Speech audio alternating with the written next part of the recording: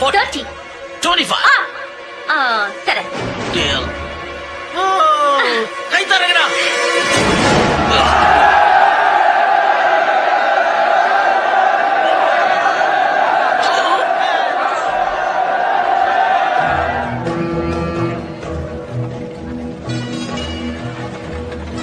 அவன் வருவாங்கிற நம்பிக்கை உனக்கு இருக்கா?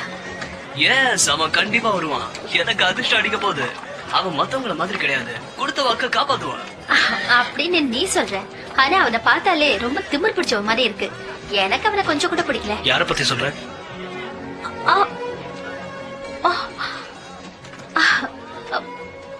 ஹலோ.